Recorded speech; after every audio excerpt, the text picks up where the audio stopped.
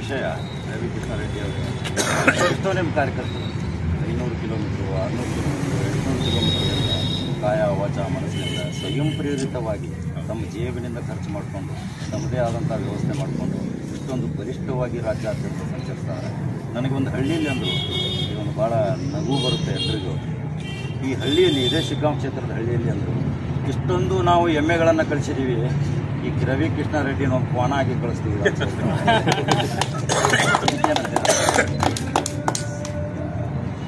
ಶಿಗ್ಗಾವಿ ಈಗಾಗಲೇ ನೀವು ಹೇಳಿದಾಗೆ ಕಳೆದ 16 ವರ್ಷಗಳಿಂದ ಇಲ್ಲಿ ಶಾಸಕರಾಗಿದ್ದಂಥವರು ಈ ರಾಜ್ಯದ ಮಂತ್ರಿ ಆದರೂ, ನೀರಾವರಿ ಸಚಿವರಾದರು, ಗೃಹ ಮಂತ್ರಿ ಆದರು, ಮುಖ್ಯಮಂತ್ರಿ ಆದರು. ಅವರು ನೀರಾವರಿ ಸಚಿವರಾದಾಗ ಈ ಶಿಗ್ಗಾವಿ ಸವಣೂರು ಭಾಗದಲ್ಲಿ ಪಕ್ಕದಲ್ಲೇ ಹರಿಯುವಂತಹ ಗಡಿಭಾಗದಲ್ಲಿ, ಕ್ಷೇತ್ರದ ಗಡಿಭಾಗದಲ್ಲಿ ಹರಿಯುವಂತಹ ವರದಾ ನದಿಯಿಂದ ನೀರನ್ನು ಕೆರೆಗಳಿಗೆ ತುಂಬಿಸಿ ನೀರಾವರಿ ಮಾಡ್ತೀನಿ ಮತ್ತು ತುಂತುರು ನೀರಾವರಿ ಮಾಡ್ತೀನಿ ಅಂತ ಸುಮಾರು 2,000 ಕೋಟಿ ರೂಪಾಯಿಗಳ 2 ಬೃಹತ್ ಯೋಜನೆಗಳನ್ನು ಮಾಡಿದ್ರು. ಸವಣೂರು ಕೆರೆ ತುಂಬಿಸ್ತೀವಿ ಅಂತ. ಇಲ್ಲಿ ಅರೆಮಲೆನಾಡು ಭಾಗದಲ್ಲಿ ಸಾಕಷ್ಟು ಜಲ ಸಂಪತ್ತಿದೆ. ಮಳೆ ರಗಡಾಯಿತು ಅನ್ನುವಂಥ ಸಂದರ್ಭದಲ್ಲಿ ಇವರು ಮಾಡಿರುವಂತಹ ನೀರಾವರಿಯಲ್ಲಿ ನೀರು ಬರುತ್ತೆ. ಯಾವ ಸಮಯದಲ್ಲಿ ರೈತರಿಗೆ ಕೃಷಿ ಮಾಡೋದಕ್ಕೆ ನೀರು ಬೇಕಾಗಿತ್ತೋ ಆ ಸಮಯದಲ್ಲಿ ಅದೇ ಪೈಪ್ಗಳಲ್ಲಿ ಗಾಳಿ ಬರುತ್ತೆ. ಸಾಕಪ್ಪ ನೀರು ಮಳೆ ಅನ್ನೋವಾಗ ಪೈಪಲ್ಲಿ ನೀರು ಬರುತ್ತೆ. ಬೇಕು ನಮ್ಮ ಹೊಲಕ್ಕೆ, ತೋಟಕ್ಕೆ, ಬೆಳೆಗೆ ನೀರು ಅಂದಾಗ ಅದೇ ಪೈಪಲ್ಲಿ ಗಾಳಿ ಬರುತ್ತೆ. ಅಂತಹ ಅವೈಜ್ಞಾನಿಕವಾದ, ಅವೈಚಾರಿಕವಾದ, ಜನದ್ರೋಹಿಯಾದಂತಹ ಜನರ ತೆರಿಗೆ ಹಣವನ್ನು ಲೂಟಿ ಮಾಡಿದಂತಹ ಯೋಜನೆಯನ್ನ ಇವರು ನೀರಾವರಿ ಸಚಿವರಾಗಿದ್ದಾಗ ಮಾಡಿದ್ರು. ಇನ್ನು ಬೊಮ್ಮಾಯಿ ಅವರು ಗೃಹ ಸಚಿವರಾದರು. ಈ ವ್ಯಕ್ತಿ ಗೃಹ ಸಚಿವರಾಗಿದ್ದಾಗಲೇ ಅನಿಸುತ್ತೆ ಅದು PSI ಸ್ಕ್ಯಾಮ್ ನಡೆದಿತ್ತು. 1.5 ಕೋಟಿ 2 ಕೋಟಿಗೆ ಇವರ ಕೆಳಗಡೆ ನೌಕರಿ ಮಾಡ್ತಿದ್ದಂತಹ ಅಮೃತ್ಪಾಲ್ ಅನ್ನುವಂಥ ಬದ್ಮಾಶು IPS ಆಫೀಸರು ಇವರು ಗೊತ್ತಿಲ್ಲದೇನೆ 100 PSI ಹುದ್ದೆಗಳನ್ನ ಕೋಟ್ಯಾಂತರ ರೂಪಾಯಿಗೆ ಮಾರ್ಕೊಳ್ಳೋದಕ್ಕಾಗುತ್ತಾ? ಸರಿಯಾಗಿ ಅದು ತನಿಖೆ ಆದ್ರೆ ಬೊಮ್ಮಾಯಿ ಇಷ್ಟೊತ್ತಿಗೆ ಜೈಲಲ್ಲಿ ಇರಬೇಕಾಗಿತ್ತು. ಇನ್ನು ಮುಖ್ಯಮಂತ್ರಿ ಆದರು. ಹೌದು, ನೀರಾವರಿ ಸಚಿವರಾಗಿದ್ದಾಗ ಒಂದಷ್ಟು ನೀರಾವರಿ ಅಷ್ಟೇ ಯೋಜನೆ ಮಾಡೋಕ್ಕಾಗೋದು. ಗೃಹ ಸಚಿವರಾಗಿದ್ದಾಗ ಏನು ಅಂತ ದೊಡ್ಡದಾಗಿ ಮಾಡೋದಕ್ಕಾಗೋದಿಲ್ಲ. ಯಾಕಂದ್ರೆ ಆ ಯೋಜನೆಯಲ್ಲಿ ಹಬ್ಬ ಇಲ್ಲಿ ಆಲ್ರೆಡಿ KSRP ಇದೆ, ಇನ್ನೇನು ತರ್ತಾರೆ ಅವರು ಹೊಸದಾಗಿ ಇಲ್ಲಿ ಯೋಜನೆಗಳನ್ನ. ಮುಖ್ಯಮಂತ್ರಿ ಆದಾಗ ಏನೆಲ್ಲ ಮಾಡ್ಬೋದಿತ್ತು. ಸಿಂಗಾಪುರ ಇಲ್ಲೊಂದು ಸಿಂಗಾಪುರ ಇದೆ, ಆ ಸಿಂಗಾಪುರ ಮಾಡಿದ್ದಾರೆ. ಸಿಂಗಾಪುರ ಆಗಿಲ್ಲ. ಹಳ್ಳಿಗಳಲ್ಲಿ ಇವತ್ತು ಗಟರ್ ವ್ಯವಸ್ಥೆ ಸರಿ ಇಲ್ಲ, ರಸ್ತೆಗಳು ಸರಿ ಇಲ್ಲ, ರೈತರು ಬೆಳೆದಂತ ಮಾಲಿಗೆ ಒಳ್ಳೆ ಬೆಲೆ ಇಲ್ಲ. ದೌರ್ಭಾಗ್ಯಕರ ಪರಿಸ್ಥಿತಿ. ಸವಣೂರಿನ ವೀಳ್ಯದೆಲೆ ರಾಜ್ಯದಲ್ಲಿ ಮಾತ್ರವಲ್ಲ ದೇಶದಲ್ಲೆಲ್ಲ ಹೆಸರುವಾಸಿ. ವಾರಣಾಸಿಗೂ ಹೋಗುತ್ತೆ, ಕಲ್ಕತ್ತಾಗೂ ಹೋಗುತ್ತೆ. ಆದರೆ ಸವಣೂರಿನ ವೀಳ್ಯದೆಲೆ ಮಾರುಕಟ್ಟೆಯಲ್ಲಿ ಮಳೆ ಬಂತು ಅಂದ್ರೆ ಒಳಗಡೆ ಕಾಲಿಡೋದಕ್ಕಾಗೋದಿಲ್ಲ. ಒಂದು ಒಳ್ಳೆಯ ಮಾರುಕಟ್ಟೆ ವ್ಯವಸ್ಥೆ ಇಲ್ಲ. ಇಲ್ಲಿ ನಾವು ಕೂತಿರುವಂತಹ ಜಾಗದಿಂದ ಅರ್ಧ ಕಿಲೋಮೀಟರ್ ದೂರದಲ್ಲಿ ಒಂದು APMC ಯಾರ್ಡ್ ಇದೆ, ಅದು ಕೆಲಸನೇ ಮಾಡೋದಿಲ್ಲ. ಜನ ಏನಾದರೂ ಅಲ್ಲಿಗೆ ಮಾಲ್ ತಗೊಂಡು ಹೋಗ್ಬೇಕಾದ್ರೆ ಇಲ್ಲಿಲ್ಲ, ನೀವು ಸವಣೂರಿಗೆ ಹೋಗ್ರಿ ಅಂತ ಜನರಿಂದ, ರೈತರಿಂದ APMCಯ ಸದಸ್ಯರನ್ನಾಗಿ 1,000-2,000 ರೂಪಾಯಿ ಕೊಟ್ಟು ಸದಸ್ಯರನ್ನಾಗಿ ಶುಲ್ಕ ಕಟ್ಟಿಸ್ಕೊಂಡು ಸದಸ್ಯರು ಮಾಡಿದ್ದಾರೆ. ಆದರೆ ಸೌಲಭ್ಯಗಳಿಲ್ಲ. ಕೃಷಿ ತೆಗೆದುಕೊಳ್ಳಿ, ಇಲ್ಲಿ ಎಷ್ಟೆಲ್ಲ ಯೋಜನೆಗಳನ್ನ ತರಬಹುದಿತ್ತು ಒಬ್ಬ ಮುಖ್ಯಮಂತ್ರಿ ಆಗಿದ್ದಂಥ ವ್ಯಕ್ತಿ. ಬಂಕಾಪುರ ನಾನು ಹೇಳಿದಾಗ 1200-1300 ವರ್ಷಗಳ ಇತಿಹಾಸ ಇರುವಂತಹದ್ದು. ಸವಣೂರು ಸುಮಾರು 250 ವರ್ಷಗಳ ಕಾಲ ಅದನ್ನ ಸವಣೂರನ್ನ ಆಳದಂತ ನವಾಬರು ಒಂದು ಭಾವೈಕ್ಯತೆಯನ್ನ ಸಾರದಂತವರು. ಮತ್ತೆ ಶಿಗ್ಗಾವಿ 1000 ವರ್ಷಗಳಿಂದನೇ ಸಿಗ್ಗಾಮೆ ಅನ್ನುವಂಥ ಹೆಸರಿನಲ್ಲಿ ಕರೆಸ್ಕೊಂಡಿದ್ದಂತಹ ಊರಿದು. ಸಿಗ್ಗಾಮೆ, ಸವಣೂರು, ಬಂಕಾಪುರ ಇವೆಲ್ಲ ಚಾರಿತ್ರಿಕ ಹಿನ್ನೆಲೆ ಇರುವಂತಹ ಊರುಗಳು. ಅದರಲ್ಲೂ ವಿಶೇಷವಾಗಿ ಬಂಕಾಪುರ, ಸವಣೂರು ಅಂತೂ ಎಷ್ಟೋ ರಸ್ತೆಗಳು ಗಬ್ಬು ನಾರುತ್ತಿದೆ. ಜನ ಆದ್ದರಿಂದಾಗಿ ರೋಗಗಳಿಗೆ ಈಡಾಗ್ತಿದ್ದಾರೆ. ನೀರು ಎಲ್ಲಂದ್ರಲ್ಲಿ ಕೊಳಕು ನೀರು ತುಂಬಿದೆ. ಅದರಿಂದಾಗಿ ಸೊಳ್ಳೆಗಳಿಂದ ಡೆಂಗು, ಚಿಕನ್ ಗುನ್ಯಾ, ಮಲೇರಿಯಾ ತರಹದ ಕಾಯಿಲೆಗಳು. ಆ ಮಂದಿ ಕಾಯಿಲೆಗಳಿಗೆ ಅಂತ ದವಾಖಾನೆಗೆ ಹೋದರೆ ಸವಣೂರು ಆಸ್ಪತ್ರೆ ಇರ್ಬೋದು, ಶಿಗ್ಗಾಂವ್ ಆಸ್ಪತ್ರೆ ಇರ್ಬೋದು, ಬಂಕಾಪುರದ ಆಸ್ಪತ್ರೆ ಇರ್ಬೋದು, ಅಲ್ಲಿರುವಂತಹ ವೈದ್ಯಾಧಿಕಾರಿಗಳು, ವೈದ್ಯರು, ದಾದಿಯರು, ಸಿಬ್ಬಂದಿ ಲಂಚ ಇಲ್ಲದೆ ಚಿಕಿತ್ಸೆ ಕೊಡೋದಿಲ್ಲ. ಮತ್ತೆ ಅಲ್ಲಿರುವಂತಹ ಸೌಲಭ್ಯ ವಾಕರಿಕೆ ಬರುವಂತ ಹೇಳಬೇಕು ಅಂತ. ಅದ್ರ ಜೊತೆಗೆ ಅಲ್ಲಿ ಹೆರಿಗೆ ಅಂತ ಮಾಡಿಸೋದಿಕ್ಕೆ ಹೋದಾಗ 10,000 ರೂಪಾಯಿ ಕೊಡಲಿಲ್ಲ ಅಂದ್ರೆ ಸಿಸೇರಿಯನ್ ಆಪರೇಷನ್ ಮಾಡೋದಿಲ್ಲ. ಮತ್ತೆ ಇಡೀ ಕ್ಷೇತ್ರದಲ್ಲಿ ಶಿಗ್ಗಾಂವ್, ಸವಣೂರಿನಲ್ಲಿ ಒಬ್ಬ ಮುಖ್ಯಮಂತ್ರಿ ಆಗಿದ್ದಂತಹ MLAಯ ಕ್ಷೇತ್ರದಲ್ಲಿ ಸರ್ಕಾರಿ ಕಚೇರಿಗಳಲ್ಲಿ, ಸರ್ಕಾರಿ ದವಾಖಾನೆಗಳಲ್ಲಿ ಒಂದು ಸ್ಟ್ಯಾಂಡರ್ಡ್ ಆದಂತಹ ಒಂದು ಪಾಲಿಸಿ ಇದೆ. ಎಲ್ಲಾ ರೋಗಕ್ಕೂ ಒಂದೇ ಗುಳಿಗೆ, ನೀವು ಯಾವುದೇ ಕಾಯಿಲೆ ಅಂತ ಹೋಗ್ರಿ ಒಂದೇ ಗುಳಿಗೆ. ಕೆಲವೊಬ್ರು ಇಲ್ಲಿ ಹೇಳ್ತಾರೆ ಶಿಗ್ಗಾಂವಲ್ಲ ಸವಣೂರಲ್ಲ, ನಿಂತಿದ್ದಾಗಲೇ ಚುಚ್ಚಿಬಿಡ್ತಾರಂತೆ ಚೂಚಿ. ಸ್ಟೆಥೋಸ್ಕೋಪ್ ಇಟ್ಟು ನೋಡೋದಿಲ್ಲ, ಸರಿಯಾಗಿ ಮಾತನಾಡಿಸೋದಿಲ್ಲ, ಯಾವ ಬಂದಿದ್ದಾರೆ ಬರ್ದು ಯಾವ ಕೊಡು. ಇಂತಹ ಸವಣೂರಿನಲ್ಲಿ ನಮ್ಮ ಪಕ್ಷದ ಕಾರ್ಯಕರ್ತರು ಹೋಗಿ ಶಿಗ್ಗಾಂವ್ನ ಸರ್ಕಾರಿ ದವಾಖಾನೆಯಲ್ಲಿ ಅಲ್ಲಿ ಜನರಿಕ್ ಔಷಧಿಗಳನ್ನು 5 ರೂಪಾಯಿ 10 ರೂಪಾಯಿ ಕೊಡಬೇಕಾಗಿದ್ದಂಥ ಔಷಧಿಗಳನ್ನ 100 ರೂಪಾಯಿ ಕೊಡ್ತಾ ಇದ್ರು. ಇವೆಲ್ಲ ಇಲ್ಲಿದ್ದಂತಹ ಮಾಜಿ MLA, ಮಾಜಿ ಮುಖ್ಯಮಂತ್ರಿಯ ಮೂಗಿನ ನೇರದಲ್ಲಿ ನಡೆಯುತ್ತಿದ್ದಂತಹ ಭ್ರಷ್ಟಾಚಾರ.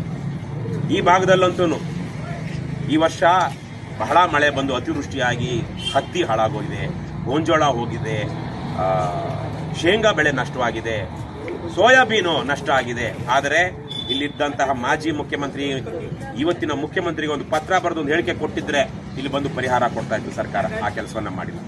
ಇಲ್ಲಿ ಕಳೆದ ಸಲ 65,000 ವೋಟ್ ತೆಗೆದುಕೊಂಡಂತ ಬಿಜೆಪಿ ಅಭ್ಯರ್ಥಿ ಅವರು ಇವತ್ತಿಗೂ ರೈತರ ಪರವಾಗಿ ಪಠಾಣ್ ಅನ್ನುವಂಥ ವ್ಯಕ್ತಿ ನಮ್ಮದೇ ಸರ್ಕಾರ ಐತಿ, ಇವತ್ತು ಕಾಂಗ್ರೆಸ್ಸಿನ ಸರ್ಕಾರ ಐತಿ, ನಿಮ್ಮ ಪರವಾಗಿ ನಾನಿದ್ದೀನಿ ಅಂತ ಒಂದು ದಿವಸ ರೈತರ ಪರವಾಗಿ ಧ್ವನಿ ಎತ್ತಿಲ್ಲ.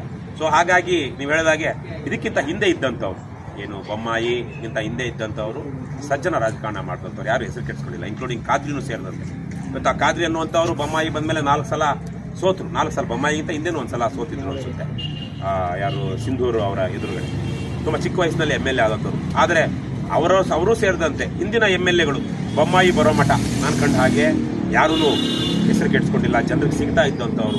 ಆದರೆ ಬೊಮ್ಮಾಯಿ ಆಗಲಿ ಮೊನ್ನೆ ಕಾಂಗ್ರೆಸ್ ಪಠಾಣ್ ಆಗಲಿ ಇವ್ರು ಯಾರು ಜನರಿಗೆ ಹೇಗೆ ಸಿಗುವಂಥವ್ರು ನೋಡಿ. ಈಗ ಕಾಂಗ್ರೆಸ್ನ ಪಠಾಣು ನಾನು ನೋಡ್ತಾ ಇದ್ದೆ, ಅವ್ರ ಆಸ್ತಿ 1.5 ಕೋಟಿ 2 ಕೋಟಿ. ಆ ಮನುಷ್ಯ ಓಡಾಡೋ ಕಾರಿನ ಬೆಲೆ 50 ಲಕ್ಷ 1 ಕೋಟಿ. ಇನ್ನೆಷ್ಟು ಬೇನಾಮಿ ವ್ಯವಹಾರಗಳಿರ್ಬೋದು. ಮತ್ತೆ ಕಾಂಗ್ರೆಸ್ಸಿನ ಅಭ್ಯರ್ಥಿ ಬಗ್ಗೆ ಇದೇ ಮಾಜಿ ಶಾಸಕರು, ಈ ಕ್ಷೇತ್ರದ ಮಾಜಿ ಶಾಸಕರು ಹೇಳ್ತಾರೆ, ಅವ ಬೊಮ್ಮನಹಳ್ಳಿ ಅವನು, ಯಾರು ಪಠಾಣು, ಹಾನಗಲ್ ತಾಲೂಕಿನವನು, ಅವನು ಅಲ್ಲಿಯ ರೌಡಿ ಶೀಟರ್. ಅದರಲ್ಲಿ ಅಪರಾಧ ಪ್ರಕರಣಗಳು ಒಂದೂ ಇಲ್ಲ ಆತಂದು. ಅದೇ ಹೆಂಗೆ ಗೊತ್ತಿಲ್ಲ ನನಗೆ. ಇನ್ಯಾವ ಚಮತ್ಕಾರ ಮಾಡಿದಾರೋ ಅಥವಾ ಮುಚ್ಚಿಟ್ಟಿರಬಹುದೇನೋ. ನನ್ನ ವಿರುದ್ಧ 9 ಕ್ರಿಮಿನಲ್ ಪ್ರಕರಣಗಳಿದೆ ನನ್ನ ವಿರುದ್ಧ. ಯಾವ ಪ್ರಕರಣಗಳು? ಸರ್ಕಾರಿ ಕಚೇರಿಗೆ ಹೋಗಿ ಹೋರಾಟದ ಪ್ರಕರಣಗಳು, ನ್ಯಾಯ ನೀತಿಯನ್ನು ಕೇಳಿದಂತ ಪ್ರಕರಣಗಳಲ್ಲಿ ಸರ್ಕಾರಿ ಅಧಿಕಾರಿಗಳು, ಮಧ್ಯವರ್ತಿಗಳು, ದಲ್ಲಾಳಿಗಳು, ಸಮಾಜದ್ರೋಹಿಗಳು ನಮ್ಮ ಮೇಲೆ ಕೊಟ್ಟಿರುವಂತಹ ಸುಳ್ಳು ದೂರುಗಳು. ಈ ವ್ಯಕ್ತಿ ರೌಡಿ ಶೀಟರ್ ಆಗಿರುವಂತಹ ವ್ಯಕ್ತಿಯ ಹೆಸರಿನಲ್ಲಿ ಒಂದೇ ಒಂದು ಕ್ರಿಮಿನಲ್ ಪ್ರಕರಣ ಇಲ್ಲ ಅಂದ್ರೆ ಮತ್ತೆ ಹೇಗೆ ರೌಡಿ ಶೀಟರ್ ಆದ? ಅಫಿಡವಿಟ್ ತೆಗೆದು ನೋಡ್ಬೇಕು ನಾವು, ಯಾಕೆ ಏನು ಅಥವಾ ನಿಜಕ್ಕೂ ಇಲ್ಲ ಖಾದ್ರಿ ಸುಳ್ಳು ಹೇಳ್ತಿರ್ಬೇಕು, ಇಲ್ಲ ಪಠಾಣ್ ಸುಳ್ಳು ಹೇಳ್ತಿರ್ಬೇಕು. ಸೊ ಹೀಗೆ ಆಮೇಲೆ ಕಾಂಗ್ರೆಸ್ಸಿನ ಅಭ್ಯರ್ಥಿ ಯಾರು ಅಂತ ತೀರ್ಮಾನ ಮಾಡೋದು ಬಿಜೆಪಿಯ ಬೊಮ್ಮಾಯಿ ಅಂತ ಈ ಕ್ಷೇತ್ರದ ಬೀದಿಯಲ್ಲಿ ಜನ ಮಾತನಾಡ್ತಾರೆ. ಅಂದ್ರೆ ಮಿಲಾಪ್ ರಾಜಕಾರಣ. ನನ್ನ ಬೆನ್ನು ನೀನ್ ಕೆರಿ, ನಿನ್ನ ಬೆನ್ನನ್ನು ನಾನು ಕೆರಿತೀನಿ. ನನ್ನ ಅಸಹ್ಯಗಳನ್ನ ನೀನು ಮುಚ್ಚಿಡು, ನಿನ್ನ ಅಸಹ್ಯಗಳನ್ನ ನಾನು ಮುಚ್ಚಿಡು. ಇವತ್ತು ನಾನು ನಿಮಗೆ ನೇರವಾಗಿ ಈ ಸಂದರ್ಭದಲ್ಲಿ ಹೇಳ್ತಾ ಇದ್ದೀನಿ ಮಾಧ್ಯಮದ ಮೂಲಕ. ಬಿಟ್ಕಾಯಿನ್ ಹಗರಣದಲ್ಲಿ ಏನು ಶ್ರೀಕಿ ಅನ್ನುವಂಥ ವ್ಯಕ್ತಿ ತುಂಬಾ ಸಾವಿರಾರು ಕೋಟಿ ರೂಪಾಯಿಗಳ ಹಗರಣ ಅದು ಆಳ ಅರಿವು ನಮಗೆ ಗೊತ್ತಿಲ್ಲ. ಆದರೆ ಆ ಹಗರಣದಲ್ಲಿ ಬೊಮ್ಮಾಯಿ ಮಗ ಇವತ್ತಿನ ಏನು ಬಿಜೆಪಿ ಅಭ್ಯರ್ಥಿ ಆಗಿದ್ದಾನೆ ಆತನ ಪಾತ್ರ ಇದೆ. ಆತನಿಗೂ ಬಿಟ್ಕಾಯಿನ್ ವರ್ಗಾವಣೆ ಆಗಿದೆ ಅಂತೇಳಿ ನಮಗೆ ಒಂದಷ್ಟು ಪತ್ರಗಳು ಬಂತು. ನಾನು ಆ ಪತ್ರಗಳನ್ನು ಇಟ್ಕೊಂಡು ನನಗೆ ಜ್ಞಾಪಕ ಇರುವ ಹಾಗೆ ನಾನು ಸ್ವಲ್ಪ ಸಿಕ್ಕಾಪಟ್ಟೆ ಕೆಲಸ ಮಾಡಿರೋದು ಕೆಲವೊಂದ್ಸಲ ನೆನಪಾರುತ್ತೆ. ನಮ್ಮ ಪ್ರಧಾನ ಕಾರ್ಯದರ್ಶಿ ಗೊತ್ತಿದೆ. ನನಗೆ ಗೊತ್ತಿರೋ ಹಾಗೆ ನಾನು ಸಹ ರಾಜ್ಯದ ಗವರ್ನರ್ಗೆ ಪತ್ರ ಬರ್ತಿದ್ದೆ. ಇವತ್ತು ಬಿಟ್ಕಾಯಿನ್ ಬಗ್ಗೆ ಕಾಂಗ್ರೆಸ್ನವರು SIT ಮಾಡಿ ತನಿಖೆ ಮಾಡ್ತಿದ್ದಾರೆ. ಯಾಕೆ ಈ ವ್ಯಕ್ತಿಯನ್ನ ಮಾಜಿ ಮುಖ್ಯಮಂತ್ರಿಯ ಮಗನ ಮೇಲೆ ಆರೋಪ ಬಂದಿರುವಾಗ ಆತನನ್ನ ಕರೆದು ವಿಚಾರಣೆ ಮಾಡಿಲ್ಲ? ಇವತ್ತು ಮುನಿರತ್ನ ಅನ್ನುವಂಥ ಒಬ್ಬ ನೀಚಾತಿ ಆತನ ಹೆಸರು ತಗೊಳಕ್ಕೆ ನನಗೆ ಇಷ್ಟ ಇಲ್ಲ. ಅವನು ಇಬ್ಬರು ಮಾಜಿ ಮುಖ್ಯಮಂತ್ರಿಗಳ ಬಳಿ ಏಡ್ಸಿದ್ದಂತಹ ಹೆಣ್ಣು ಮಗಳನ್ನ ಕಳಿಸಿ ಅವರೇನೋ ಮಾಡ್ತಿರೋವಾಗ ಖಾಸಗಿಯಾಗಿ ಅದರದ ವಿಡಿಯೋ ಹಿಡ್ಕೊಂಡು ಅದನ್ನ ಆ ಮಾಜಿ ಮುಖ್ಯಮಂತ್ರಿಗಳಿಗೆ ತೋರಿಸಿ ಬ್ಲಾಕ್ ಮೇಲ್ ಮಾಡಿ ಮಂತ್ರಿ ಆಗಿದ್ದಾನೆ ಅಂತ ಒಬ್ಬ ಹೆಣ್ಣು ಮಗಳು ವಕೀಲರ ಜೊತೆಗೆ ಬಂದು ಮಾಧ್ಯಮದ ಮುಂದೆ ಬಹುಶಃ ಕೋರ್ಟಲ್ಲೂ SITಗೆ ಅಧಿಕೃತವಾಗಿ ಹೇಳಿಕೆ ಕೊಟ್ಟಿದ್ದಾರೆ. 2 ತಿಂಗಳಿಂದ ಬರ್ತಾ ಇದೆ ಆ ವಿಚಾರ. ಇಷ್ಟರಲ್ಲೇ ಆ ಮಾಜಿ ಮುಖ್ಯಮಂತ್ರಿಗಳ ಹತ್ರ ಹೇಳಿಕೆ ಪಡಿತಾರೆ. ಯಾರ ಹತ್ರ ಮುನಿರತ್ನ ಮಿನಿಸ್ಟರ್ ಆಗಿದ್ದು? ಯಾರ ಮಂತ್ರಿಮಂಡಲದಲ್ಲಿ? ಒಂದು ಯಡಿಯೂರಪ್ಪ, ಇನ್ನೊಂದು ಬಸವರಾಜ ಬೊಮ್ಮಾಯಿ. ಯಡಿಯೂರಪ್ಪ ಮತ್ತು ಬಸವರಾಜ ಬೊಮ್ಮಾಯಿ ಇಬ್ಬರು ಇವತ್ತು HIV ಟೆಸ್ಟ್ ಮಾಡಿಸಬೇಕು ನನ್ನ ಪ್ರಕಾರ. ಅವರ ಕುಟುಂಬದವರ ಯೋಗಕ್ಷೇಮಕ್ಕಾಗಿ, ಅವರ ಮಾನಸಿಕ ನೆಮ್ಮದಿಗಾದ್ರು. ಮತ್ತೆ ಇಷ್ಟು ಓಪನ್ ಆಗಿ ಪತ್ರಿಕೆಗಳು ಬರೆದಿವೆ, ಎಲ್ಲ ಮಾಧ್ಯಮಗಳಲ್ಲೂ ಬಂದಿದೆ. ನಾನು ನೋಡೋದಾಗಿದೆ ಆ ಹೆಣ್ಣುಮಗಳು ಹೇಳಿರುವಂಥದ್ದು. ಯಾಕೆ ನೀವು ಇಲ್ಲಿಯ ತನಕ ಯಡಿಯೂರಪ್ಪನವರನ್ನ ಮತ್ತು ಬೊಮ್ಮಾಯಿಯನ್ನ ವಿಚಾರಣೆಗೆ ಕರೆದಿಲ್ಲ SIT ಅವರು? ಸಿದ್ದರಾಮಯ್ಯ ಇವರೆಲ್ಲರ ಜೊತೆ ಮಾಡಿಕೊಂಡಿರುವಂಥ ಒಳ ಒಪ್ಪಂದ ಇದೆ. ಯಡಿಯೂರಪ್ಪ ಪೋಕ್ಸೋ ಕೇಸಲ್ಲಿ ಬಹಳ ಗಂಭೀರವಾದ ಪ್ರಕರಣ ಅದು. ಯಡಿಯೂರಪ್ಪನವರಿಗೆ ಹೆಣ್ಣು ಮಕ್ಕಳ ಕೈ ಇಚ್ಕೋದು ಅಥವಾ ಇನ್ನೇನೋ ಮಾಡುವಂತಹದ್ದು ಈ ತರದ ಕೆಲವೊಂದು ಚಟ ಇದೆ ಅಂತ ನಾವು ಮಾಧ್ಯಮಗಳಲ್ಲಿ ನೋಡಿದ್ದೀವಿ. ಹಲವಾರು ವಿಡಿಯೋಗಳು ಯಡಿಯೂರಪ್ಪನವರು ಓಡಾಡಿ. ಹಾಗಾಗಿ ಆ ಹೆಣ್ಣು ಮಗಳನ್ನ ಏನು ಮಾಡಿಲ್ಲ ಅಂತ ನಾವು ಹೇಳುವಂಥ ಸ್ಥಿತಿಯಲ್ಲಿ ಯಡಿಯೂರಪ್ಪನವ್ರ ಮನೆಯವರೇ ಇಲ್ಲ. ಆದ್ರೂ ಅವ್ರಿಗೆ ಪೋಕ್ಸೋ ಪ್ರಕರಣದಲ್ಲಿ ಜಾಮೀನು ಸಿಗುತ್ತೆ, ಅವ್ರನ್ನ ವಿಚಾರಣೆಗೆ ಕರೆಯೋದಿಲ್ಲ ಸರಿಯಾಗಿ. ಈಗ ಬೊಮ್ಮಾಯಿ ಬೊಮ್ಮಾಯಿ ಯಡಿಯೂರಪ್ಪ ಇಬ್ಬರನ್ನು ಕರಿಬೇಕಾಗಿತ್ತು ಮುನಿರತ್ನ ಕೇಸಲ್ಲಿ. ಕನಿಷ್ಠ ಹೇಳಿಕೆ ಪಡೆಯೋದಕ್ಕಾದ್ರೂ ಕರಿಬೇಕಾಯ್ತಲ್ಲ, ಯಾಕೆ ಕರೆದಿಲ್ಲ? ಅಂದ್ರೆ ಇವರ ಭ್ರಷ್ಟ ಕಾಂಗ್ರೆಸ್ ಬಿಜೆಪಿ ಅವರ ಒಳ ಒಪ್ಪಂದಗಳು ಹೇಗಿದೆ, ಇದರಿಂದಾಗಿ ಆಗ್ತಾ ಇರೋದು ನಷ್ಟ ಯಾರಿಗೆ? ಈಗ ಒಬ್ಬ ಮುಖ್ಯಮಂತ್ರಿ ಆದಂತವನ್ನ ಒಬ್ಬ ಕ್ರಿಮಿನಲ್ ಆದಂತವನು ಬ್ಲಾಕ್ ಮೇಲ್ ಮಾಡ್ತಾನೆ ಅಂದ್ರೆ ರಾಜ್ಯದ ಹಿತಾಸಕ್ತಿ ಏನಾಯ್ತು? ಇನ್ನೆಲ್ಲ ರಾಜ್ಯದ ಗೌಪ್ಯತೆಗಳು ಹಲವಾರು ಇರುತ್ತೆ. ಯಾವ್ದು ಆದ್ರೆ ಆ ಮನೆ ಅವರ ವಾತಾವರಣ ನೋಡಿದಾಗ ಮತ್ತೆ ಅದಕ್ಕೆ ಆ ಸ್ಥಿತಿಗೆ ಅವ್ರು ಬರೋದಕ್ಕೆ ಯಾರು ಕಾರಣ ಅಂದಾಗ ನನಗೆ ನೋವಾಗುತ್ತೆ. ಈ ವ್ಯವಸ್ಥೆ ಯಾವುದು? ಈ ಭ್ರಷ್ಟ ರಾಜಕೀಯ ವ್ಯವಸ್ಥೆ. ಹಾದಿಗಳಲ್ಲಿ ಇವತ್ತು ಹುಡುಗರನ್ನ, ವಿಶೇಷವಾಗಿ 18, 20, 21, 22 ಆಗಿರುವಂತಹ ಹುಡುಗರನ್ನ ಕರ್ಕೊಂಡು ಹೋಗಿ ಚುನಾವಣಾ ಸಮಯದಲ್ಲಿ ಈ ನೀಚರು, ಕ್ರಿಮಿನಲ್ಗಳು ಲಂಪಟರು ಇವತ್ತು ಕೂಡಿಸಿ ಆ ಮನೆಗಳನ್ನ ಹಾಳು ಮಾಡಲಿದ್ದಾರೆ.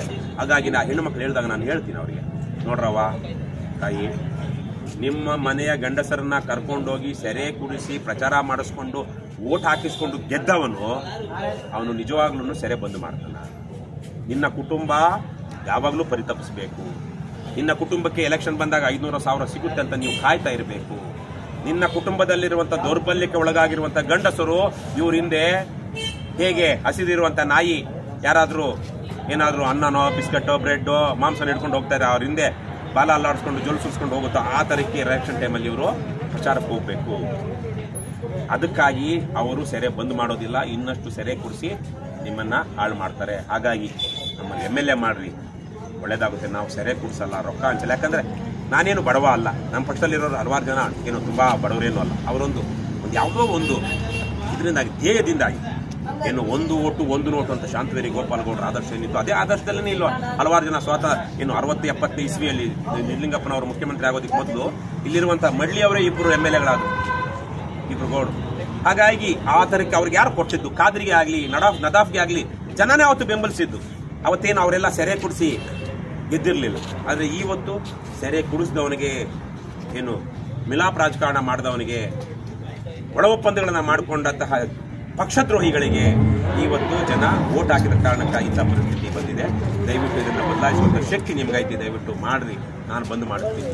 ನಾನು MLA ಆದ 1 ಗಂಟೆಯೊಳಗಡೆ ಇಡೀ ಶಿಗ್ಗಾಂವ್, ಸವಣೂರು, ಬಂಕಾಪುರದ ಈ ಭಾಗದ ಏನು 244 ಬೂತ್ಗಳು ಬರುತ್ತೆ, ಈ ಇಷ್ಟೆಲ್ಲ ಜನಸಂಖ್ಯೆ ಇರುವಂತ ಊರುಗಳಲ್ಲಿ ಯಾವನೇ ಒಬ್ಬ ಸರ್ಕಾರಿ ಅಧಿಕಾರಿ ಲಂಚಕ್ಕೆ ಏನು ಕೈ ಬಿಡದ ಹಾಗೆ ಅವನ್ನ ಬಂದ್ ಮಾಡಿಸ್ತೀನಿ, ಅವನ್ನ ಜೈಲ್ಗೆ ಹಾಕಿಸ್ತೀನಿ. ಲಂಚ ಕೇಳುವಂತ ಒಬ್ಬ ಮಗ ಇಲ್ಲಿರಬಾರ್ದು. ಎಲೆಕ್ಷನ್ ನಾವು ಗೆದ್ದ ತಕ್ಷಣದಿಂದ ಆ ತರದ ಒಂದು ವ್ಯವಸ್ಥೆ ಮಾಡ್ತೀವಿ. ನಿಮ್ಮ ಊರುಗಳಲ್ಲಿ ಆಗ್ತಿರುವಂತ ಅಕ್ರಮ ಮದ್ಯ ಮಾರಾಟವನ್ನ ನಿಲ್ಲಿಸ್ತೀವಿ ಅಂತ ನಾವು ಹೇಳ್ತಾ ಇದ್ದೀವಿ. ಸೊ ಹಾಗಾಗಿ ನೀವು ಹೇಳಿದಾಗೆ ಹಲವಾರು ಜನ ಪುಣ್ಯಾತ್ಮರು ಇಲ್ಲಿ ಗೆದ್ದು ಹೋಗಿದ್ದಾರೆ, ರಾಜ್ಯಕ್ಕೆ ಮಾರ್ಗದರ್ಶನ ಮಾಡಿದ್ದಾರೆ. ನಿಜಲಿಂಗಪ್ಪನವರು ಸ್ವಾತಂತ್ರ್ಯ ಹೋರಾಟಗಾರ, ಗಾಂಧಿವಾದಿ. ಅವರು ಕೇವಲ ಕರ್ನಾಟಕದ ಮುಖ್ಯಮಂತ್ರಿಯಾಗಿ ಅಷ್ಟೇ ಅಲ್ಲ, ದೇಶದ ಆವತ್ತಿನ ಬಲಿಷ್ಠ ರಾಷ್ಟ್ರೀಯ ಪಕ್ಷವಾದ ಕಾಂಗ್ರೆಸ್ನ ರಾಷ್ಟ್ರೀಯ ಅಧ್ಯಕ್ಷರಾಗಿದ್ದರು. ಅಂಥವರನ್ನ ಗೆಲ್ಲಿಸಿ ಕಳಿಸಿದಂಥ, ಅದು ವಿರೋಧವಾಗಿ ಗೆಲ್ಲಿಸಿ ಕಳುಹಿಸಿದಂಥ ಒಂದು ಹಿರಿಮೆ ಈ ಭೂಮಿಗಿದೆ. ಹಾಗಾಗಿ ಈ ಕಳೆದ 20-30 ವರ್ಷದಲ್ಲಿ ಕೆಟ್ಟಿರುವಂಥ ರಾಜಕಾರಣವನ್ನು ಧಿಕ್ಕರಿಸಿ ಮತ್ತೆ ನೀವು ನಿಮ್ಮ ಹಿರೀಕರು, ಪೂರ್ವಿಕರು ಯಾವ ರೀತಿಯ ಒಂದು ಸತ್ಯ, ನ್ಯಾಯ, ನೀತಿಯನ್ನು ಬೆಂಬಲಿಸ್ತಿದ್ರು ಆ ರೀತಿ ನೀವು ಬೆಂಬಲಿಸಿ ಅಂತ ನಾನು ಈ ಸಂದರ್ಭದಲ್ಲಿ ಅವರಿಗೆ ಕೇಳ್ಕೊಳ್ತೀನಿ. ನಾನಂತೂ ಕಾಯ, ವಾಚ, ಮನಸ, ಆ ಊರು, ಈ ಊರು, ಆ ಕೇರಿ, ಈ ಕೇರಿ ಅನ್ನದೇ, ಆ ಕುಲ, ಈ ಕುಲ, ಆ ಮತ ಅನ್ನದೇ, ನಾನು ಪರಿಶುದ್ಧವಾಗಿ ಎಲ್ಲರಿಗೂ ನನ್ನ ಕೈಲಾದಷ್ಟು ಒಳ್ಳೆಯ ಕೆಲಸವನ್ನು ಮಾಡ್ತೀನಿ. ಇವತ್ತು ನಾವು ಬಾಳಕ್ಕೆ ಹೋಗಿದ್ದು, ನನಗೆ ಕನಕದಾಸರ ಒಂದು ಮಾತು ನೆನಪು ಬರುತ್ತೆ. ಕುಲವಿಲ್ಲದ ದಾಸ ಕುರುಬದಾಸ, ದಾಸರ ಮನೆಯ ದಾಸಾನುದಾಸ ನಾನು ಅಂತ ಅವರು ಹೇಳ್ತಾರೆ. ಆ ರೀತಿಯಲ್ಲಿ ನಾನು ನಿಮ್ಮ ಈ ಜನರ ದಾಸನಾಗಿ ನಾನು ಕೆಲಸ ಮಾಡ್ತೀನಿ. ದಯವಿಟ್ಟು ಅವಕಾಶ ಕೊಡಿ. ಕರ್ನಾಟಕಕ್ಕೆ ಇವತ್ತು ನೀವು ಹಚ್ಚುವಂತಹ ದೀಪ ಇಲ್ಲಿ ಶಿಗ್ಗಾಂವ್, ಸವಣೂರಲ್ಲಿ ಇಡೀ ರಾಜ್ಯಕ್ಕೆ ಬೆಳಕು ಕೊಡುತ್ತೆ ಅಂತಹ ಒಂದು ಶಕ್ತಿ ಇವತ್ತಿನ ನಿಮ್ಮ ಮತಕ್ಕೆ ಇದೆ ಅಂತ ನಾನು ಅವರಲ್ಲಿ ಮನವಿ ಮಾಡ್ತೀನಿ. ಪುಣ್ಯವಂತ ಶಿಗ್ಗಾಂವ್ ಮತದಾರ ಕ್ಷೇತ್ರದವರೇ, ಈ ವಿಡಿಯೋವನ್ನು ರವಿ ಕೃಷ್ಣಾರೆಡ್ಡಿ ಅವರು ತಮ್ಮ ಮನದಾಳದ ಮಾತುಗಳನ್ನು ಈ ಕ್ಷೇತ್ರ ಹೇಗೆ ಸುಧಾರಣೆ ಮಾಡ್ತೀನಿ ಅನ್ನೋ ವಾಗ್ದಾನದೊಂದಿಗೆ ಬಂದಿದ್ದಾರೆ. ಇದನ್ನು ಪ್ರತಿ ಮನೆಗೆ ಈ ವಿಡಿಯೋ ಮುಟ್ಟಿಸಬೇಕು. ಪ್ರತಿ ಮತದಾರರು ಸಹಿತ ತಮ್ಮ ಗೆಳೆಯರಿಗೂ ಸಹಿತ ಇದನ್ನು ಕಳಿಸಿ ಒಂದು ಬದಲಾವಣೆಯ ಗಾಳಿ ತರಲು ಸಲುವಾಗಿ ಅಂತ ಪುಣ್ಯವಂತ ಕರ್ಮಭೂಮಿಗೆ ಪುಣ್ಯವಂತ ಮಗ ಸಿಕ್ಕಾನ. ಹಂಗಾದ್ರೆ ಕೃಷ್ಣಾರೆಡ್ಡಿ ಅವರಿಗೆ ಈ ಎರಡೂ ಪಕ್ಷವನ್ನು ತಿರಸ್ಕರಿಸಿ ಕೃಷ್ಣಾರೆಡ್ಡಿ ಅವರನ್ನ ಆರಿಸಿ ತರ್ತೀವಿ ಅಂತೇಳಿ ನಮಗೂ ಸಹಿತ ನೀವು ಫೋನ್ ಮುಖಾಂತರ ಮೌಖಿಕವಾಗಿ ಮುಖದ ಭೇಟಿಯಾಗಿ ಅಪಾರ ಜನ ಬೆಂಬಲದೊಂದಿಗೆ ನನಗೆ ಹೇಳಿದಿರಿ. ಅದರ ಸಲುವಾಗಿ ಕೃಷ್ಣಾರೆಡ್ಡಿ ಅವರು ಕೊಟ್ಟಂಥ ಸಂದೇಶ ಇದು ಶಿಗ್ಗಾಂವ್ ಬದಲಾವಣೆ ಆಗುವಂಥ ದಾರಿಯಾಗೈತಿ. ಕೆಲವು ಬೇಹುಗಾರಿಕೆದವರು ಅದಾರ, ಎದಿ ಹೊಡ್ಕೊಂಡಾರ್ರಿ ಭಾರತೀಯ ಜನತಾ ಪಕ್ಷದವರು. ಎದಿ ಹೊಡ್ಕೊಂಡು ಕೃಷ್ಣಾರೆಡ್ಡಿ ಅವರು ಏನೇನು ಮಾಡಾಕತ್ತಾರ ಅನ್ನೋದು ಗುಪ್ತವಾಗಿ ಇವ್ರದ್ದು ಸುದ್ದಿ ತೊಗೊಂಡು ಸಪ್ಲೈ ಮಾಡ್ತಾರೆ. ಅದು ಸಹಿತ ನೀವು ಕಾರ್ಯಕರ್ತರು, ಮಹಾನ್ ಕಾರ್ಯಕರ್ತರು ಎಚ್ಚರ ವಹಿಸ್ರಿ. ನಿಮ್ಮ ಬೆನ್ನ ಹಿಂದೆ ನಿಮಗೆ ಕಾಣುವುದಿಲ್ಲ ದುಷ್ಟ ಶಕ್ತಿಗಳು, ಯಾವ ಕೈವಾಡದಿಂದ ಬರ್ತಾರ. ಆದರೂ ನಿಮ್ಮ ಸೇನಾಪತಿ ಭಾಳ ಗಟ್ಟಿದಾನ. ದಯಮಾಡಿ ಎಲ್ಲರೂ ಲೈಕ್ ಮಾಡ್ರಿಪ್ಪ, ಶೇರ್ ಮಾಡ್ರಿ. ಇದು ಕೊನೆಯ ಒಂದು ಸಂದೇಶ ಹೇಳ್ತೀನಿ. ಕೃಷ್ಣಾರೆಡ್ಡಿ ಅವರೇ, ನೀವು ವಿಧಾನಸಭಾ ಪ್ರವೇಶ ಮಾಡುವುದು ಖಚಿತ ಅನ್ನುವ ಭರವಸೆ ನಿಮಗಿದೆ.